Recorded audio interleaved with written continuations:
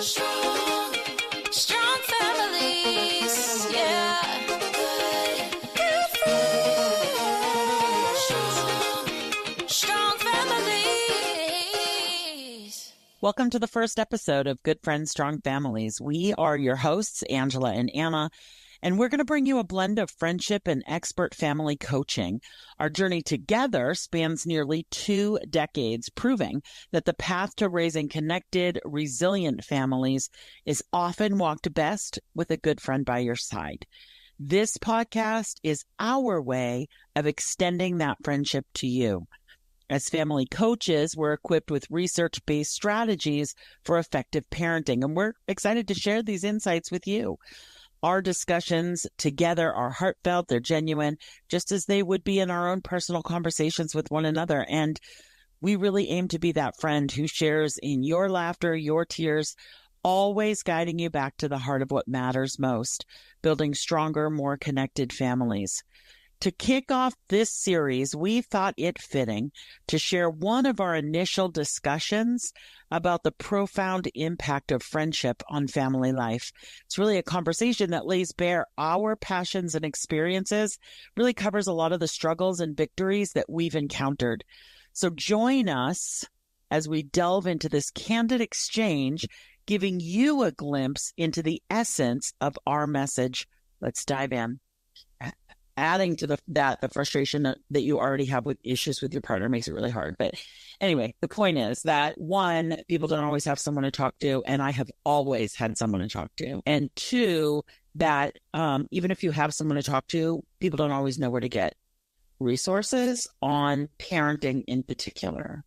Right. And for me, being a mom has been, maybe I'll say, like, the most responsible thing I've ever done. Yeah. You know what I mean? Like, somebody else could pick up my slack at work, or like, could pick up my slack in all the other areas of my life, but like nobody else can parent my kids.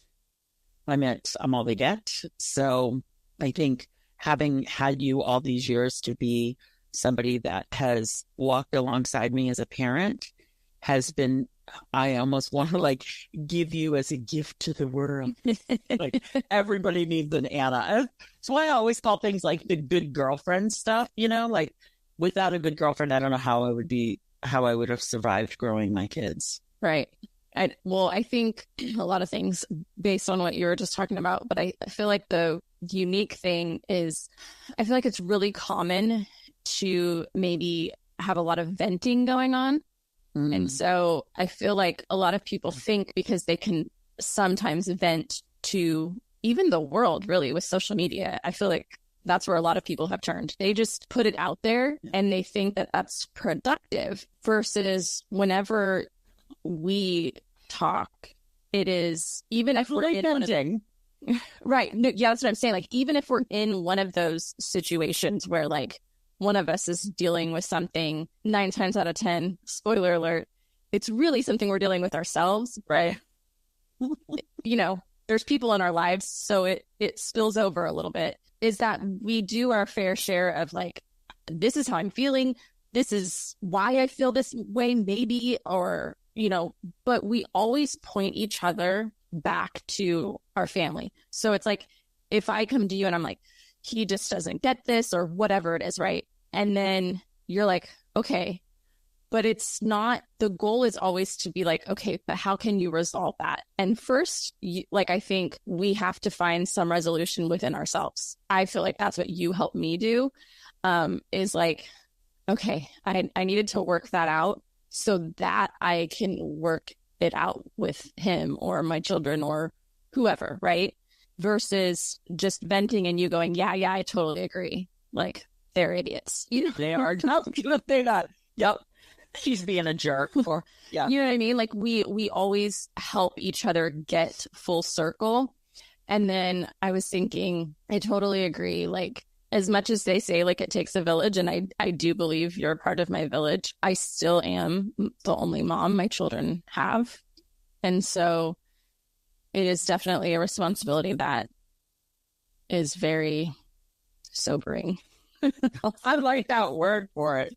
I think I also thought, growing up, I thought, well, being a parent isn't as big a deal. And in some ways it's not. I mean, I'm just thinking back to like when our kids were little and we used to do, I remember one time hearing somebody say, try not to say no so much, like those lessons, those early lessons that we had as parents, they seemed so much easier. And before I was a parent, first of all, I was a better parent before I was a parent.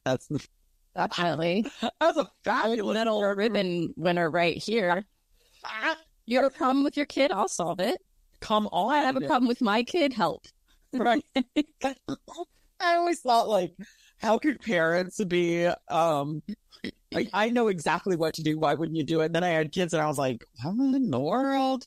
But when they were younger, things like, I remember specifically hearing somebody say, don't say no so much, like try not to say no all the time is like your default word. And so I really took a lot of those lessons to heart, because I didn't know how to parent. I spit my own tongue. I didn't know how to parent. I actually remember walking out of the hospital. I've heard that a lot of people have this experience of walking out of the hospital the first time with a baby and really feeling like that hospital staff is missing the mark if they think that I'm responsible for this human. What's the vetting process here? Why are you giving this to me? Nobody's told me what to do next. But I remember as they were little, like thinking about like those early lessons and then like trying those on for size, like, okay, well, let me just try and say yes more often, But then what happens, I look back on our lives and I think, gosh, those were like the least of our troubles, But what happens then is then you hit against something that you don't know what to do about. And then if you don't have a good way to learn how to fix it or, and while simultaneously, because Bruno and I determined that we were going to stay together, like right. Whatever, we're going to get married to this guy. We swore we'd never use the word divorce. And it wasn't because we had like, great skills, like kind of on the contrary, you did not have great skills, but we just determined we were not going to get divorced. And we were going to stay together. And so that just meant that we had to learn. And so, but at some point you get to a point in your life where you're like, I need somebody to talk to because some of this stuff is really hard. I think it's so interesting because I feel like we know mothers have an instinct and a gut and an intuition. And we know that, but I feel like what we don't always know or understand is that our ability to listen and really hear and discern and trust is shaped by our life experiences. And so there's been times when like I've had that like, oh, I don't think I should do this, or I think I should do that. And then I don't trust myself. And so you don't listen. And then, thankfully, sometimes those are just small incidental things. And then you're like, oh, that really was something that I should listen to. And so I feel like that's kind of just parenting in general. Like you are always learning as you go.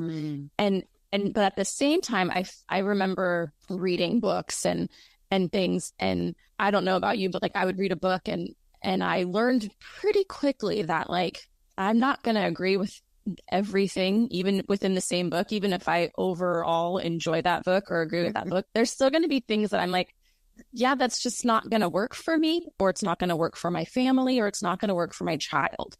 And so one skill somebody talked about in a book, and I won't say the skill because I don't even know which book they got this from, but that particular skill that they used, I thought, that feels aggressive. Like, I would never do that. You know what I mean? Right. But they were like totally bought into this idea. And they were people that I loved and respected. And I absolutely thought they were great parents. And so I think that's the other thing is like, just because somebody else uses it doesn't mean you have to, but just because you don't like it doesn't mean it's wrong. Do you know what I mean? Right. But I was like, that is an aggressive move that I would never do. Yeah. Right. It's funny. Yeah. I feel like overall, I've learned a lot more grace for myself and for other people because, and I think the things that like I learned about parenting with my first kid, versus the next batch of children, it was like, this worked so well the first time. I did have them in batches too, which is kind of funny. But you know what I mean? Like I think it's just so interesting because we are constantly growing as, well, humans, but like as a mom, like who you are as a mom to an infant isn't going to be who you are as a mom to a toddler or whatever. Like, I feel like, yes, you have your core values, but you get a clearer, more rich picture as you go along. And you're also learning your kid. Your kid is learning who they are. And then like, forget about throwing in another kid and then who they are. And then you're also just, it's not just your parenting, mothering journey that is evolving. It's all the other aspects of life that are shaping you as you go too. So the mom that I am now is definitely not the mom I was 18 years ago. Oh my gosh, that's really scary to say. That's really scary to say. Like 10 years ago, but it's true even 10 years ago. It's like, you know, add another kid or add other life experiences or whatever. And so you're, you know, I don't know. I feel like it's cliche and I've heard it a lot, but you know, when people talk about like loving kids the same, it's like, no, I love all my kids an equal amount, but it's very different. They're different children. They need love spoken to them in different ways. And then the relationship that I have with each of them is going to be slightly different. And then the things that they need at different times of their life, even, but just even as their individual person, they, you know, so it's like if I just tried to be a cookie cutter and loved them each the same, I would fail them. Yeah. Yeah, I totally feel like that also speaks to like just our personal journey as a mom in this life. I always say that I guess the best I ever learned, is that even a sentence, but the most I ever learned about parenting was actually not from my kids, it was from my stepkids. Because one of the things that you have to do if you're the parent of a stepchild is you have to parent on purpose in a way that a natural parent doesn't have to parent. A natural parent, they're going to love you. They're going to adore you. They're going to, you know, and the kids just love their parents. I mean, parents, you could be a horrible parent and your kids are still going to love you. You know what I mean? Like it's just, it's natural to them. And so I learned so much more about parenting kids as a step parent. And I don't know, let me look back on my life and I think, man, I was a stepmom for years and years and years before I was a natural parent. I think this is probably true of a lot of different sort of parenting relationships. Like, you know, if you're doing it in a way that is trying to maybe evolve or get yourself get better or, you know, connect more or whatever, you're really thinking through that individualness of every kid. But I really liked what you said about how you're evolving not only in your relationship with your kids, but also as a person. Because I remember, and you and I have talked about this before, I remember, especially when our youngest was a baby and I wasn't working. And I really thought that was going to be, like, I didn't expect that. First of all, I didn't expect that I was going to stay home. And then I did. I was like, oh, I'm not going back to work. I never want to put you down. That's going to be awkward when I'm sitting in an office with a 4-year-old on my lap. Hi, everyone. So I didn't expect that. And then the other thing I didn't expect was that I was going to have to go back to work. I mean, that happened pretty quick, just within a few short years. And then I had to go back to work. And here I was trying to learn who this human was, trying to parent this human, trying to give him every, you know, family experience I could. And then I had to go back to work and do a really, like, a hard job, you know? And so I was having these experiences outside of parenting that were also impacting parenting, but then also impacting my relationship with my husband. And here's one of the things that I think is maybe sad is that we as a society don't necessarily value the opinions or experiences of people who've gone through some of the tough stuff. And so we don't lean into those people who've already gone through those things because we think well, I should be able to do it all, or I should be able to know it all, or that was a different generation. When I should have leaned into women who'd been there before me. And I think that would have helped me to understand that I wasn't being a bad mom by going back to work, that my kid was not going to be broken, that, my relationships were going to be okay as long as I did some key things. And as long as I realized that it was a season or a phase. If I had done all that, I probably would have had a little bit of a better experience. Yeah. Well, I think about like when I was talking about like, there is a level of instinct or, just that gut intuition that I think moms have. But I think that's more, at least in my experience, like you were talking about, like with a natural child, like you just instinctively love them and even then it grows, right? Like, yeah. But I was thinking about like, okay, what did people do before our generation? It's like, well, I feel like historically they did have stronger senses of communities and they were learning generationally and what that looked like. And so like now I feel like we have a lot of access to a lot of information, but sometimes it's like, how do you know where to look? Because information is everywhere, but how do you know what information you want and what information you need when you need it? And I think that's where, like you're saying, like friendship. And it's funny, when you first started talking about our friendship, I was first blown away by how long we've known each other. A long time. But I was thinking back to that time and how we started out as a group. And I was like, oh my gosh, like some of it's just honestly a blur. Yeah. Well, and we were also sleep deprived. Yes. You probably more than me. You moved on and had a bunch more kids. I moved on and had a career, but we both still had those kids growing those ages. Yeah. But what's funny when you mentioned sleep, one of the first interactions I remember with you, as far as parenting goes. So Lucio's what, like 6 months? No, not even, like 4 or 5 months younger than Alyssa. Right. And they were babies when we met. So I remember you asking me how I get her to take a nap or whatever. I was like, I put her in her crib and she goes to sleep. I just remember him you needed more than that. You going, oh, like that was the most unhelpful tip. Thanks for the involvement. Thanks. And then I was thinking, fast forward 2 years later, I get twins that don't believe in sleeping. So I was like going back to like my own advice and going like still very unhelpful to the mom who can't just put their kid down and have them take a nap. That's hysterical. I remember when they were that age and just being exhausted.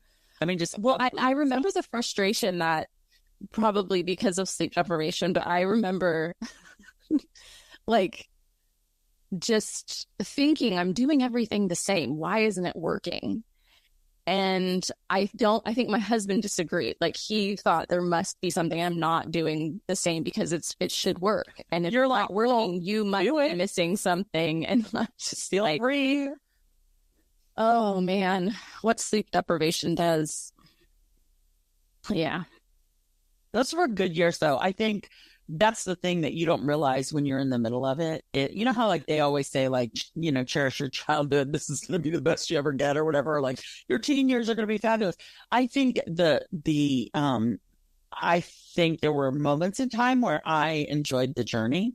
And then there were moments in time where I was like, oh my God, please let this end. Please let this end. Please let this end. Yeah. But if you can, I remember one of the most helpful things anyone ever told me in parenting is that it's all a season. It's all a season. Yeah. And that the seasons change.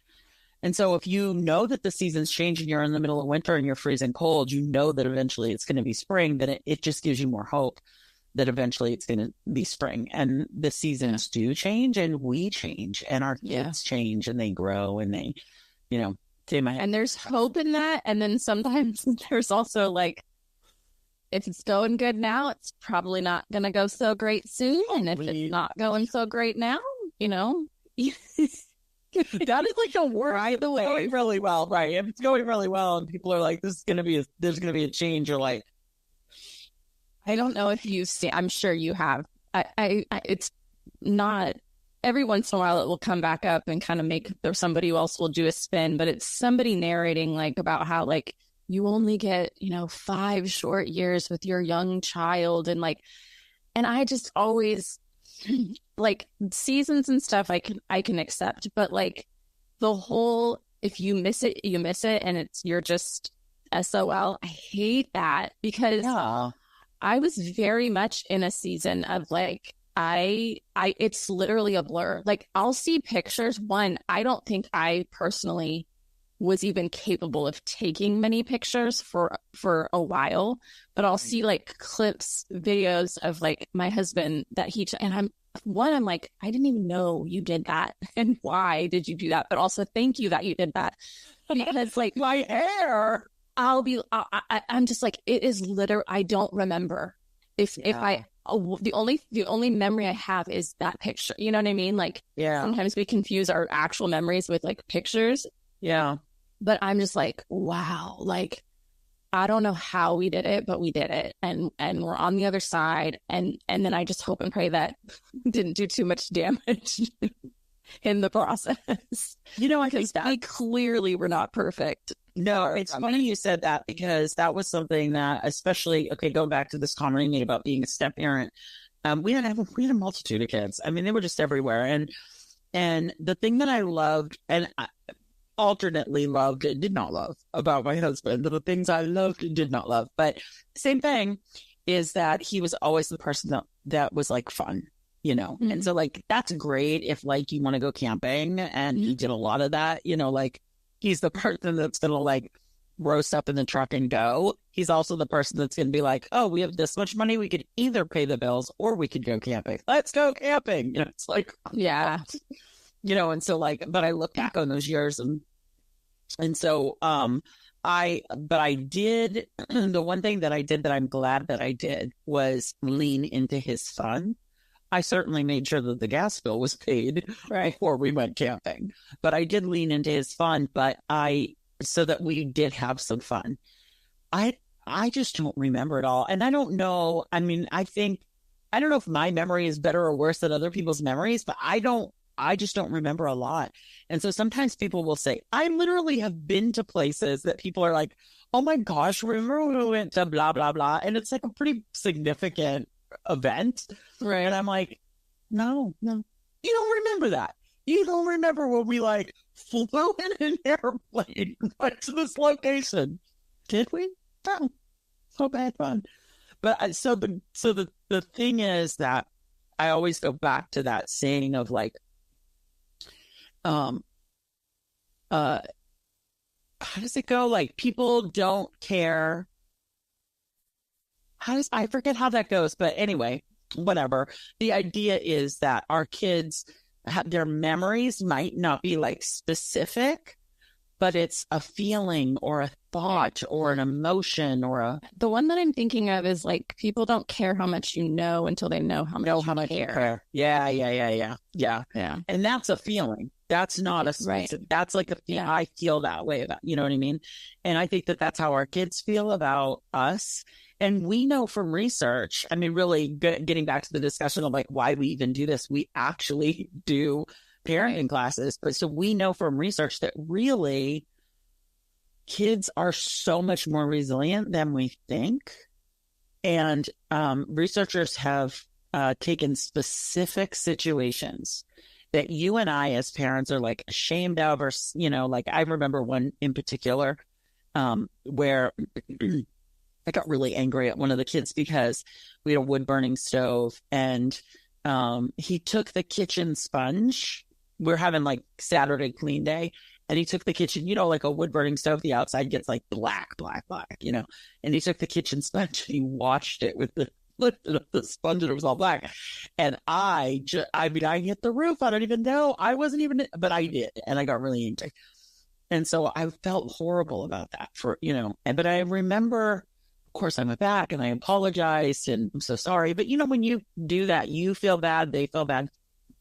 And so, but I was reading this research study not too long after that they will take specific situations specifically and ask kids about them. Situations exactly like that where a parent feels bad, but then they go back to the kids. And do you know the majority of the time, kids don't actually even remember that specific situation? What they remember is what it felt like to be Right. I felt like I was valued. I felt like I was.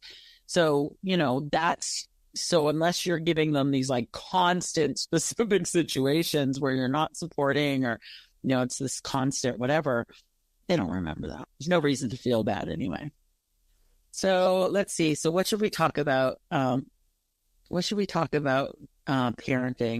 I wonder if we should do more of this where, I wonder if we should start talking about like parenting through the ages. Do you know what I mean?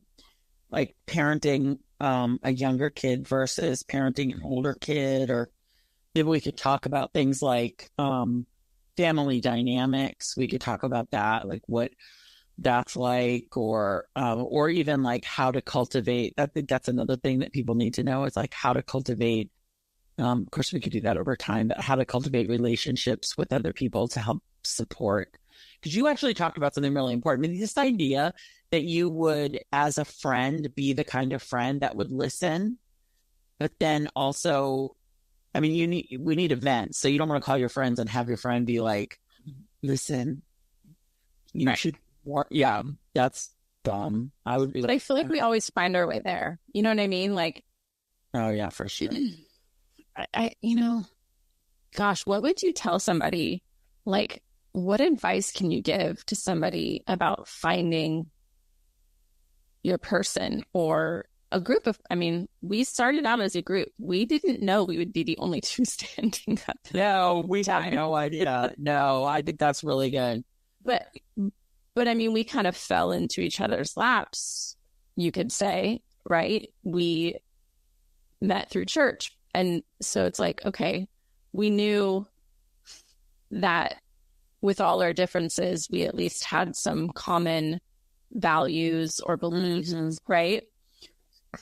And I feel like that is, I guess, the gift of modern world. You can literally connect with anybody anywhere, and you can find very specific groups, of shared interests. You can find very general parenting things online. There's, you know what I mean? But how do you know when you have found somebody that you can really, I don't even know. I mean, trust doesn't. Well, not only that, but like, go back to the beginning part of the conversation. We had a lot of friends.